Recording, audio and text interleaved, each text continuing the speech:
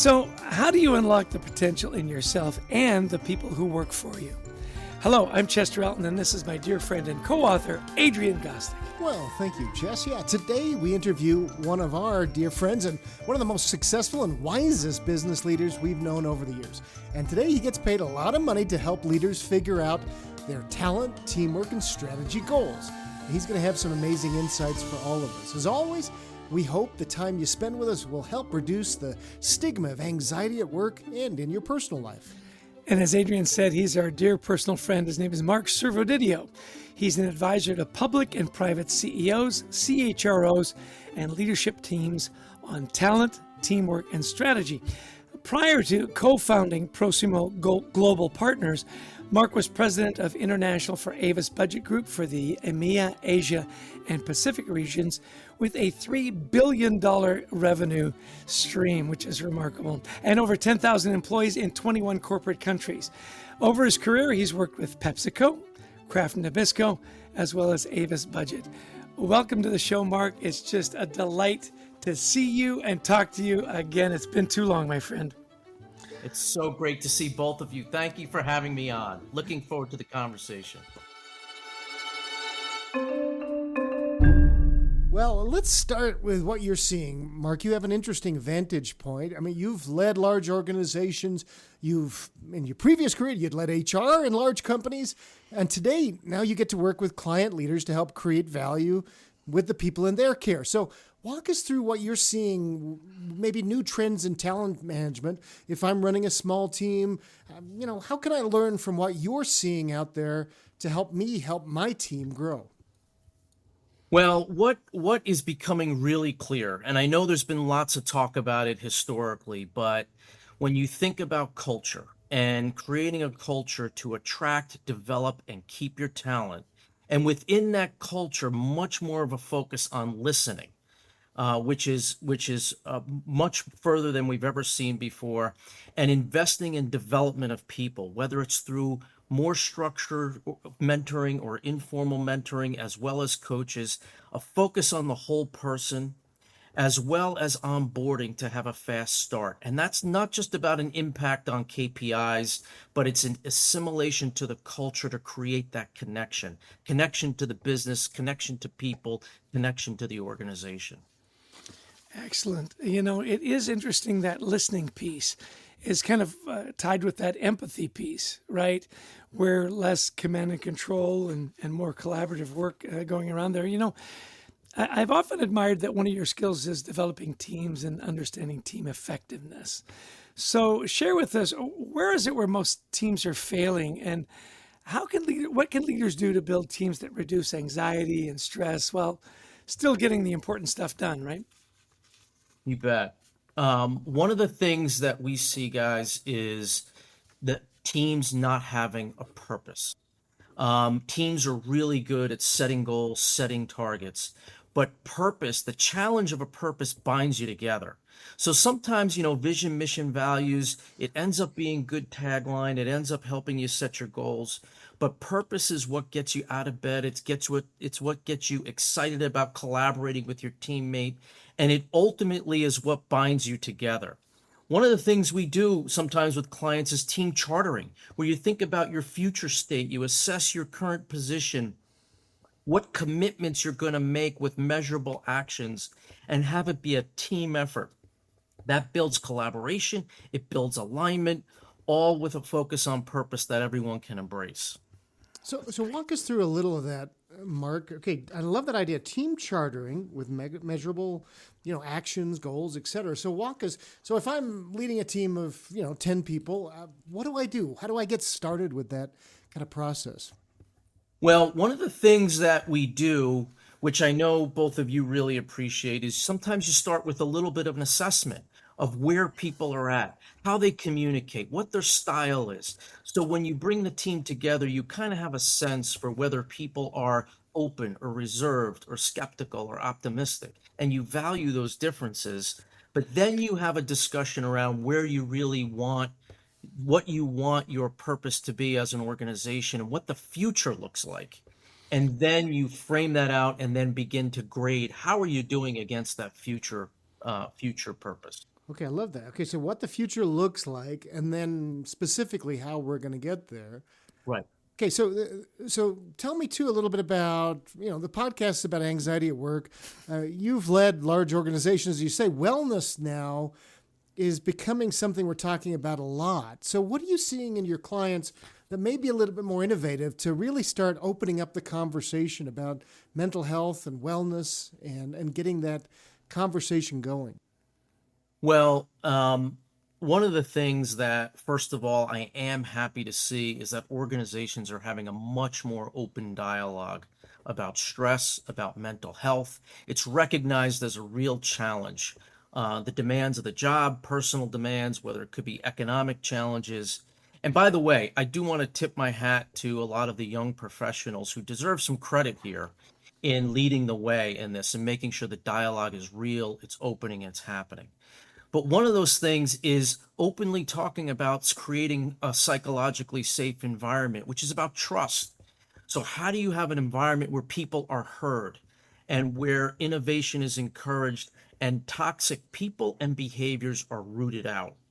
And one of those areas which I alluded to before, when you think about assessments of where people are at, there's fun ways to really find out who you are, what your style is, what your approach is, how you work together, and be accepting of the fact that people come from very different vantage points and there's value to what everybody brings that is different as opposed to trying to force people into a specific mold. So I want to push a little bit on the part about rooting out toxic behavior. It's so interesting. We always talk about, oh, you get all these diverse people together and we're listening and we're empathetic. That's the tough part of leadership, isn't it? Where somebody acts out or isn't playing well with others and you got to root them out. So what does that look like on a team while you're still trying to value the diversity, you're trying to value different approaches? How do you say to the team, okay, look, Tom or Bob or Frank or whoever it is, this behavior is unacceptable. Do you give them time to change? Do you pull them aside? Does the team do it? Talk to me about that, because that's the toughest part of leadership, I think, is when you have to pull somebody in and fire them, right? Yeah. Yeah. Well, I would say the first step is being more transparent in public settings. And I've just seen this just this week with clients where people make sarcastic comments Yeah. about where the team is at, or they try and make a joke out of something that's very serious to people. And what I have found can be very effective in a non-aggressive way is basically pausing and calling out what you're seeing and inviting the person to recognize that was either a sarcastic or a negative comment. And it usually the group kind of supports you and backs that up. And then if there's the undertones that happen after you walk out of the meeting, then you have to ramp up your actions, preferably more one-on-one, where you can really go deep and try and explain. Because what I will say is 8 out of 10 times, people just need to be made aware, and then their behavior can change. And then you have the few people where you say, you know what, it is who they are, and it's time to part company. Yeah. One of our mutual friends, Scott O'Neill, had a great way of doing that. Someone would say something sarcastic and he'd say, I don't get the sense you're cheering for me on this one, Mark. And it would lighten the mood, like you say, make people aware, and they would change. Well, one of the areas of expertise that you guys do so well at Prosimo is strategy, right? Really getting people to dig down and where are we going, how are we going to get there? Are you seeing a humanization of strategy in organized organizations? In other words, are leaders worrying more about the people in their care and what they look like? And it used to be, look, just give me the numbers. I don't care who you kill to get there. Are you seeing it's more about people while getting the numbers at the same time? So I will say the footnote I'll put on this is the best companies. Absolutely. It is Okay. top of conversation. And there's still a lot of opportunity out in corporate America. But I do feel like we're really at a major inflection point on the whole discussion of talent, and there's a huge opportunity for HR to lead the way on this. If you think about strategy is about understanding your landscape, knowing the resources you have and where to avoid or where to double down to get your biggest impact. And what I'm seeing is the best companies, once they understand their marketplace and the customer value proposition, they're either adjusting or they're transforming their cultures to achieve those results. So that means the profile of talent that comes in, the investment in development, giving the team tools, creating an environment that accelerates that impact for customers and fosters innovations in a collaborative way. I see organization charts becoming more fluid as you put your best people or your best teams against your biggest problems, irrespective of function or title. I see talent pools where those are prospective employees or alumni that will become increasingly relevant as the relationship to the organization and the purpose should last for years. And I see the balance of short-term impact with long-term investment in connection to a business being now is the time for people to really focus on people, culture, and the talent that's going to provide that result. Just really quick though, Mark, how do you see AI playing in this? Like we've just seen the big strike from the Actors Guild and so on, where they're saying, hey, we just want your image. We can replicate everything else you do. And people are more and more worried about that. So you're saying the best companies still have this people focus. When you look at AI, though, where we're taking the human element somewhat out of that, where are you seeing that go in strategy? Well, I do think it is the fact that it's such a big conversation, like with many other things that have transformed the landscape. The conversation should be what should the future of work look like? And what's the role on how to put people and your best people against your biggest problems? And how do you leverage the capability of AI to really accelerate and enable not only the development of people, but in service to your customers and in service to your mission. And I think if you look at AI as it's another robot that's going to take jobs, you're missing some of the value of what it can do to kind of create and accelerate reshaping how we do work, how we communicate with each other. And it should not, and I think, which I know this might be sound countercultural, but this is not an IT thing. HR needs to be leading the way on how this is reshaping roles, responsibilities, work, communication, collaboration for the future. Wonderful. How do people learn more about your work at Proximo, Mark? Where would you send them? Well, we do have our website at proximoglobal.com. We are on LinkedIn, but we've got a couple things we're really excited about. We've just released a book on powerful relationships, which is about teaching people how to be mentors and connection. But I would say it's more of a booklet. It's easy to read, easy to digest. We're excited about our talent forum. We're working with David Ulrich, thinking about the future of talent within organizations and how that changes. And then our upcoming L24 summit in January, where we're really focusing on leadership development with coaching, learning teams to really drive home the whole. Now is the time to double down on the investment in leadership. Love it. Love it. I'm about to go have lunch with David Ulrich, so I'll say hi for you. Yeah. Hey, now I was just flipping through All In recently, our book we wrote about 10 years ago now. We interviewed this young whippersnapper leader, Mark Servodidio, who was really brilliant. And you gave us a really insightful idea about organizations and how we fall into kind of types, if you will. We have rules-based organizations and more customer-focused organizations. I love that differentiation. I don't know if you're still seeing that or not, but walk us through a little of that and maybe how you tried to be a little bit more customer-focused during your time at Avis Budget and also now as you try and help organizations. Well, when I think about it, rules-based organizations, they really try and have the customer fit into their process to make it work for them. And I think companies have gotten more creative on dressing that up to make it feel more like it's a customer value proposition.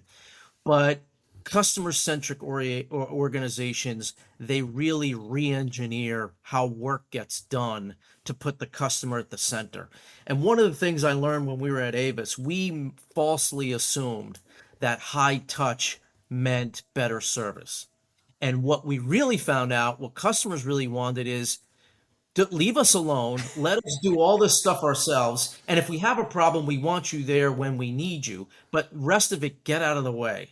And so we completely re-engineered. And what we did is we started to take architecture from the Zipcar model, which we bought, and we built that into more of the Avis customer experience, where it becomes more self-serve, but yet people there when you need to get through a problem.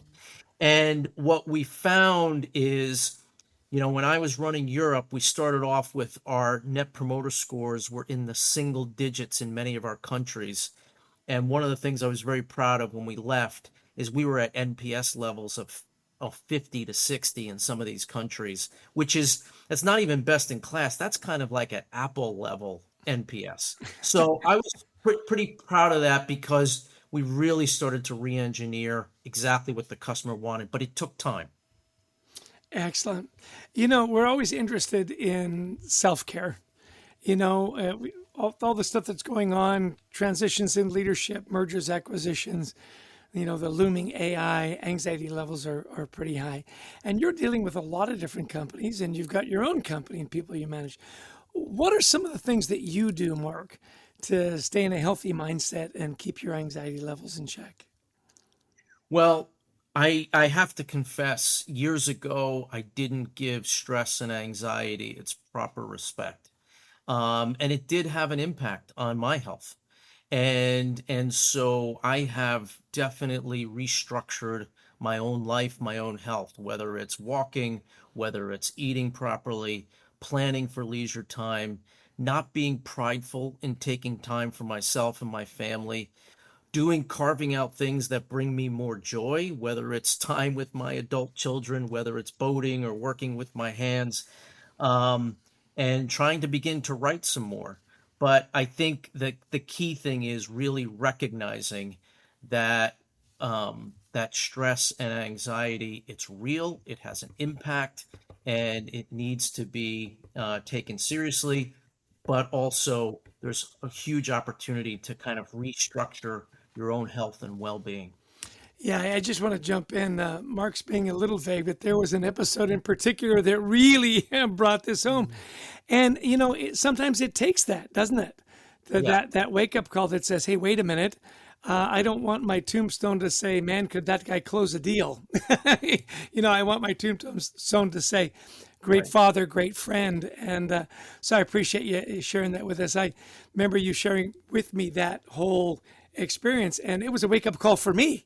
So I appreciate your vulnerability in saying, hey, look, sometimes you have to change your diet, you have to pay Yeah. attention. And you've shown me pictures of your boat, and you've promised me that I would be on it someday, and I'm going to hold you to it. That's right. That's right. Hey, this has been such a great conversation, Mark. And, obviously you and Chester speak more than you and I have in the last year or two. And so, okay, so we're bumping into each other. We literally are here. And I haven't seen you in a couple of years. You take me aside and you go, Adrian, there's a couple of things I've learned over the last couple of years that I think you need to know.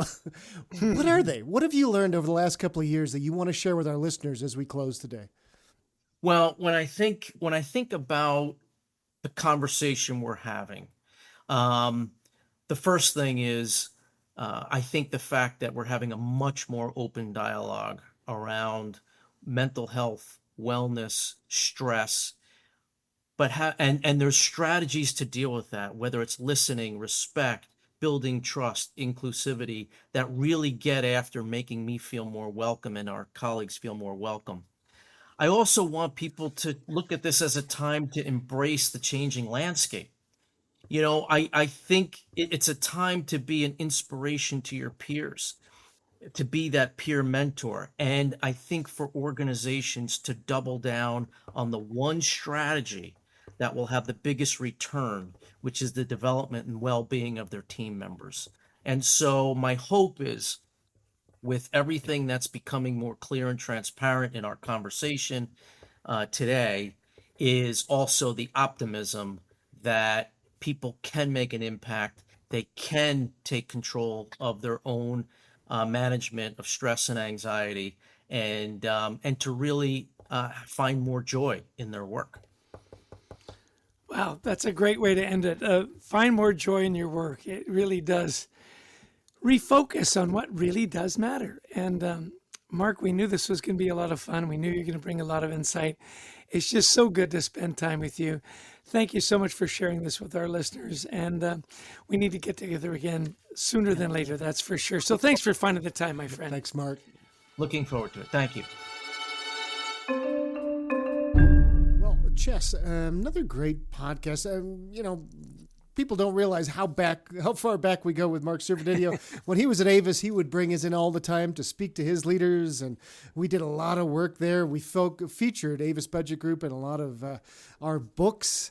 And he's just such a wise leader who helps leaders around the world really with their culture. Yeah. The thing I've always appreciated about Mark is how thoughtful he is and how caring he is about his people. He went from HR to leading, a big chunk of Avis Budget rental cars business in Europe. I remember even going to a football match with him in London, and that was the constant, is you knew that Mark was going to take care of his people. And the first thing that popped out to me right at the beginning of the conversation is he said, we're always talking about how to attract and develop our people. And listening is becoming such a big part. Make sure your people know that you're hearing them, that their voices matter, that listening culture is really coming to the fore. Yeah, you want to bring anxiety levels down. You want to increase engagement. There's a couple of easy levers to pull. Right. One is recognition. Another is listening, making sure people have ways to express their voices. Yeah, we've talked about that in our books. I loved what he talked about, when you asked him about teams, where do teams go off base? Well, they don't have a purpose. And you think, no, look, we know a purpose. We're an ER in the hospital. We're about saving people's lives. Yeah, but people don't, no, I'm about making the doctor happy. Right. So have you done that team chartering to figure out, what does the future look like? We've done this with teams around the world, and it's amazing how 20 people in the team all have different ideas until you start talking and making it common. Yeah, the expression he used was what binds us together. I thought that was a great metaphor. What binds us together? What's that glue that makes us come together and say, yeah, we've got important stuff to do here today, and everybody has got a role in how it counts, which leads me to that other point that he made about understanding how people work. Let's get some assessments. We've got different personalities. We've got different backgrounds. Let's figure this out so that we know when someone acts this way, that's part of their personality and not somebody trying to, sink the team or the project. I thought it was really important. And you and I have had this, experience many times where we have to root out toxic behaviors. Right. Well, why do we allow them? Because that person's a good performer, right? Now, we've had this in our teams in the past and we allow it to go on too long. We had a toxic performer once on one of our teams, and but he did his job really well. And it was eventually when we started kind of realizing he was a cancer to the team, there was every single member of the team came and said, we were wondering when you would finally figure this out. Right. And they started blaming us instead of him because we allowed it to go on too long. And the great takeaway from that was pause. When that behavior pops up, take a pause and go, hey, I'm not sure if you realize what you just did was kind of blowing up the team, and we'd appreciate if you wouldn't do that anymore. Talks about pause on the team, and then if it persists, then you go to the one-on-one and say, by the way, this behavior isn't acceptable. Give them an opportunity to change, and if they can't, that's that rooting out part. I thought that pause was a good way to position it. I love this take on AI. That you lead out with people. How do we leverage AI as opposed to be afraid of AI? And he's going to be talking with Dave Ulrich, who we're going to have on a panel that we're doing soon, specifically on AI. I think it really is perception. Look, it was like, fax machines and elevators and automobiles? I mean, is it a threat or is it a boon? And I think that's a really healthy look. Talk a little bit more about the rules-based. I thought that was great that you brought that out. Yeah, because it was so insightful when we talked about this, because we were in a rules-based organization at the time. And, we were trying to become a little bit more thoughtful, a little bit more push, things. And one of the things that he talked about was, look, he was in a rules-based organization. It's Avis. They're renting rental cars. Right. You're not doing wheeling and, giving somebody, something they didn't ask for. He says, but we found ways, as he talked about, to be more customer-centric. He says, we thought it meant more high touch. He says, no. In fact, I just rented a car this past week from Avis. I didn't talk to anybody. I went and they sent me a text. Your car is in C23. I went and sat in it. And I went, do I just leave? And I actually had to call Avis and they said, yeah, drive out. Your license is, and so boom. I mean, that's the kind of thing that they have created by being customer focused. And yeah, it really is. And I love what he said. Are you putting your best people against your biggest problems? Right. The last thing for me, I love the way he wrapped up and said, now is the time to be an inspiration to your peers. Be optimistic, continue on that development and that investment. These are exciting times. They're optimistic times. Don't lose that. And, it reminds me, my dad used to say, there's no substitute for enthusiasm, Chess. Yeah. Be optimistic, bring the joy. Well, this has been just a terrific chance to catch up again with a leader that we admire and think the world of. We want to thank you for joining us today. A big thanks to our producer, Brent Klein, to Christy Lawrence, who helps us find amazing guests, and all of you who listened in. If you like the podcast, please download it, share it. We'd also love you to visit thecultureworks.com for some free resources to help your team thrive, including the first chapter free of Anxiety at Work, our best-selling book. You can't beat free. You can't beat free. Yeah. I'm sure your dad had a saying about that. Yeah, if it's free, it's me. Anyway, we love speaking to audiences around the world, whether virtual or in person. We talk about culture, teamwork, resilience, mental health, and of course, gratitude. Give us a call. We'd love to speak at your next event. And again, you could be doing a million things today and you took some time out to listen to our podcast. We're grateful for you and grateful for your time. Adrian, take us home. Well, thanks everybody for joining us. Until next time, we wish you the best of mental health.